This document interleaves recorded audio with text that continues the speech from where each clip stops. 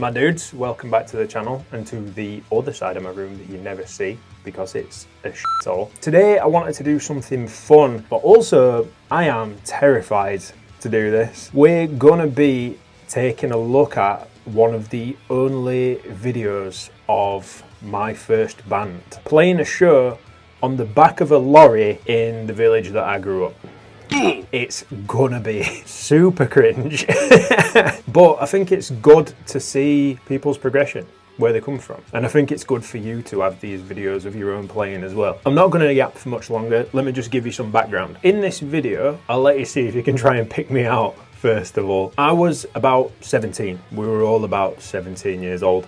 Cringe teenagers. But these dudes who were in this band were like my best friends at the time, some of the coolest dudes that I knew. I'm not going to be pointing out anything to do with them in this video because they're all cool dudes. I have no idea what they're doing nowadays.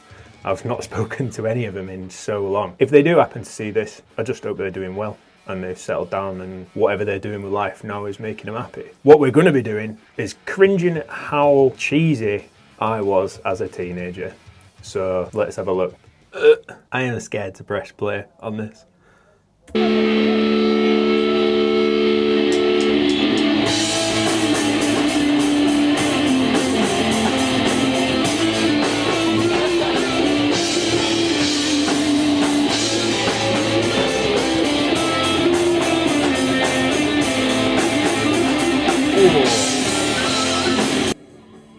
Some sick tapping and pinched harmonics. Did you have any idea, seeing this band at the beginning, what we were going to sound like? Because I'm pretty sure you did. I'm pretty sure you did.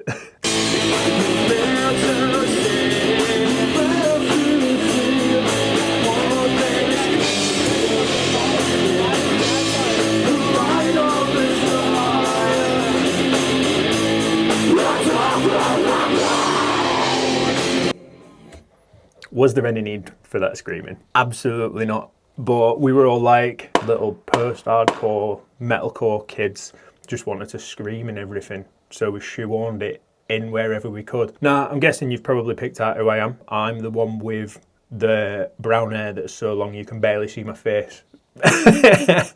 So we're talking like 2010s?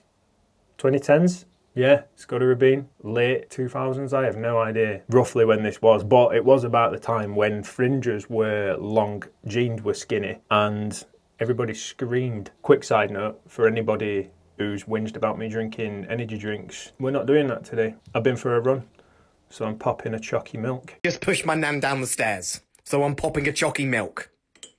Popping a chalky milk will rewind my actions.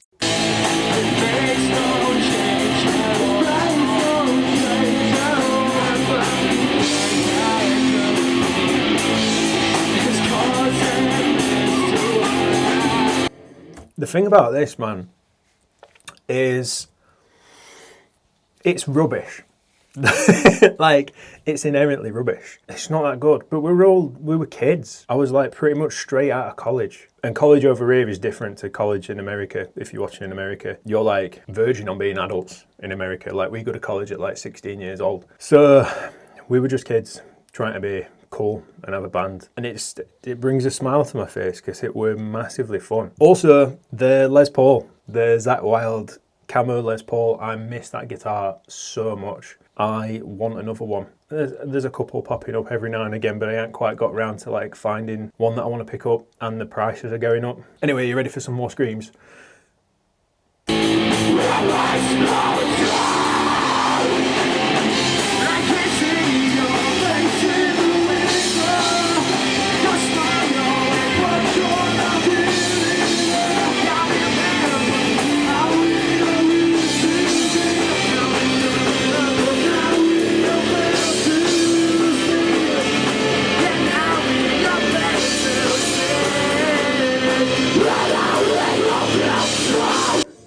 We were not the tightest band in the world. The funny thing about this is, like, at the time, obviously, like, I started this band. We started this band when I was maybe like 16. I think we'd been going for like nearly 2 years at this point. As a teenager, undiagnosed ADHD, took everything personally, very focused in where I wanted certain things to go. Like, this particular song was entirely my song, lyrics, music, whatever. And I must have been a fucking nightmare to be in a band with. I distinctly remember being that age and feeling like I had something to prove all the time. We had arguments, childish arguments, because we were children. You don't know any better when you're that age. You just cringe. You've just got to be cringe and like work things out. I don't know how these dudes put up with me a lot of the time. But the cool thing is, some of them went off to play in another band locally, and that band was so good. They were really good, much better than this. But we got second verse. I want to talk about this gear in a minute, but let's listen to a bit more.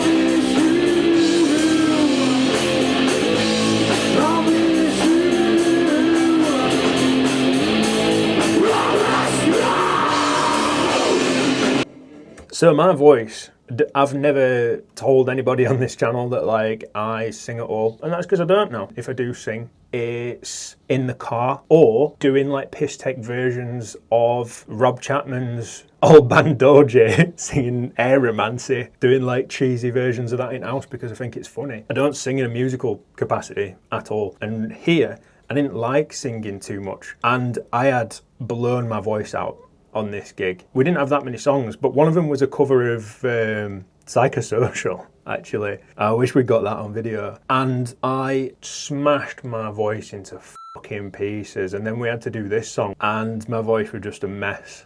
So like, it sounds, I don't know how it sounds, messed up. But yeah, let's have a look at the gear. So like, all of us were running the most simplest of rigs. I think me and our other guitarist were both playing through Fender Frontman 212s, possibly. I can't quite remember. But mine was a 212.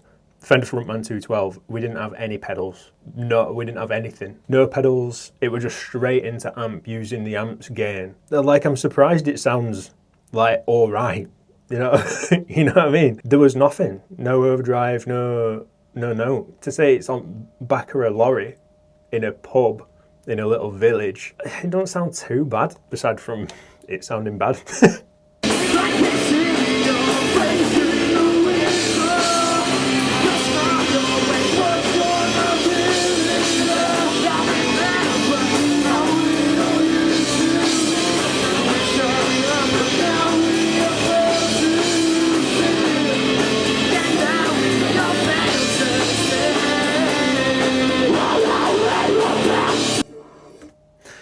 Right, I'm stopping it there for a minute because I need to compose myself. There's a solo in a second. It was not... Damn, dude, talk that talk. I never wrote a solo. Like, I never composed a solo, but I insisted on having one because I thought I were the best guitarist ever. This is not a good solo. This is not a good solo at all. It goes out of key. Let's watch all this solo and absorb it, and then I'm going to break it down into why I fucking sucked.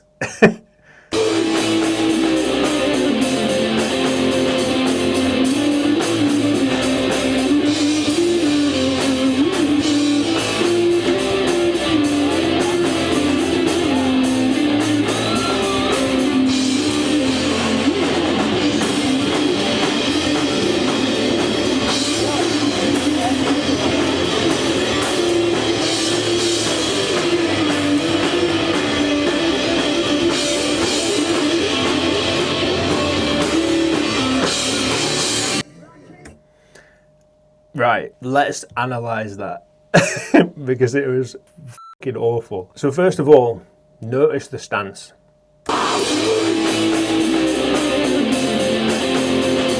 Why am I standing like that?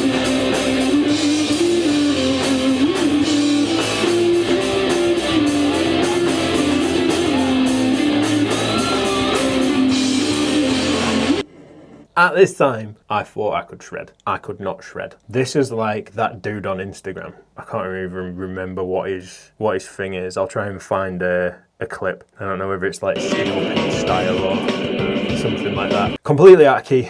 You can't really hear it much because of this fucking early 2010s toaster quality video, but let's watch it.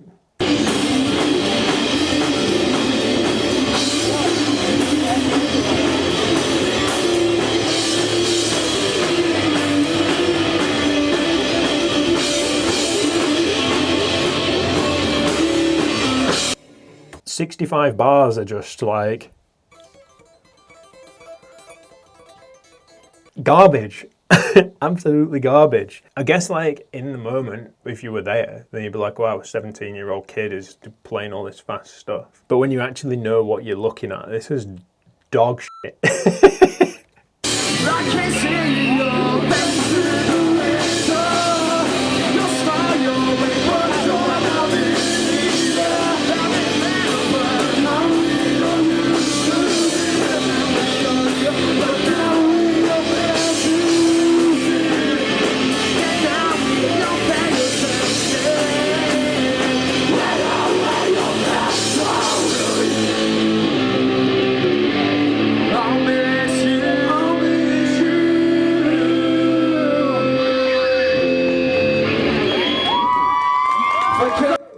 That's it, man.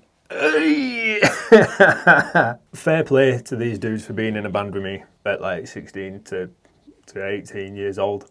Yeah, it's weird looking back at that.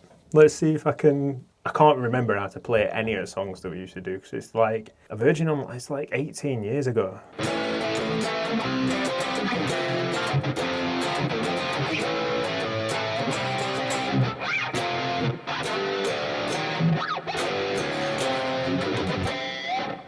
That's like the verse riff. At first I had like this idea that I was going to try and like recreate the solo, but there's no way. Maybe what I'll do is I'll rewrite and re-record this song because I think that might make a fun video. This is like a time capsule to like an earlier time in my guitar playing life where I thought I knew everything about guitar and what I actually knew was f*** all.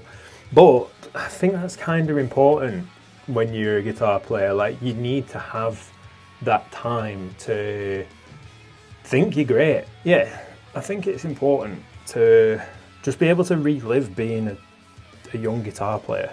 This is one of the only videos that exists to me at that time. Looking back on it, I just got so much to learn. So much to learn. And I thought I was like top shagger. I also thought I've got great hair as well, and that's not true. That's objectively not true. It was bad. These dudes who are in this band were super cool. We've been mates growing up. We spent a lot of time together outside the band. And like, it's hard not to miss it when you look back on it. So yeah, it has been cringe. My insides hurt a little bit, knowing that I'm gonna be putting this out for you all to watch as well. But you can't go through your guitar playing career and not be cringe at some point. The Dunning-Kruger graph specifically says that you will get to a point where you think you know everything and you actually know fucking nothing. And you've just got to push through it. You just got to keep going and accept that at some point you will realise that you fucking sucked when you thought you were great. So if you want to learn a lot of the stuff that I've learned over the years after this, being a guitar player, then watch my last video about 21 tips of playing guitar with ADHD from 21 years of playing. Yeah, feel free to roast me in the comments because I deserved it. I was a cheesy teenager and I can take a joke. Also, if your guitar playing needs an helping hand, I offer 6-week coaching programs for new players who want to speed up and get to that next level in the guitar playing as quickly as possible. I build you a custom plan with a custom video explaining exactly what you need to do to reach that next step. There's a link in the description for that. And yeah, I'll see you in the next one, dude. Take care. Stay playing.